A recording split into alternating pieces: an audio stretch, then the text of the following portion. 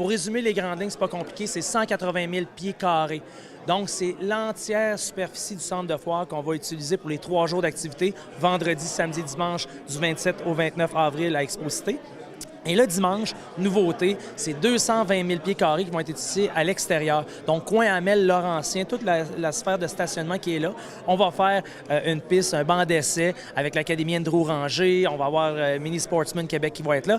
Et à l'arrière au complet, on va utiliser ça pour faire un show and shine extérieur. Donc, tous ceux et celles qui n'ont pas eu la chance de venir exposer leur véhicule à l'intérieur vont pouvoir le faire le dimanche dans le cadre de l'événement. Et ce qui est bien aussi, c'est que c'est un événement à but non lucratif finalement avec le club des petits déjeuners.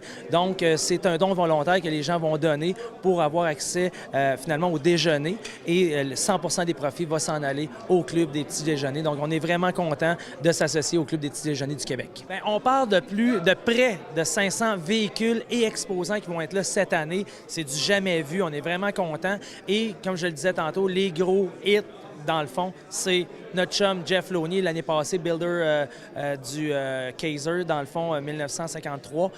Il a gagné le Chip Foose Award avec ça. Vous allez pouvoir le voir sur notre site Internet. C'est incroyable. Ensuite de ça, on a un Challenger Match Number 1 de 1. Le premier importé en Europe, on l'a. Ça vaut 850 000 US. Juste ça. Ensuite de ça, on a notre Roadster 1925. Un roadster incroyable qui a gagné tous les prix en Californie au mois de janvier dernier. Donc, on vous amène la crème de la crème. Puis, il n'y a pas juste des gens de l'extérieur qui viennent. Il y a aussi des Québécois qui sont là avec des chars d'exception. On a aussi notre chum Dominique Dubreuil qui est là avec ses véhicules de Fast and Furious. La gang d'Exclusive Automotive à Québec qui sont là aussi pour présenter la nouvelle zone Import Culture. Ça, cette zone-là, c'est la relève de demain. C'est les builders de demain qui sont là avec les voitures exotiques importées. Donc, on est vraiment contents. C'est un salon vraiment diversifié cette année.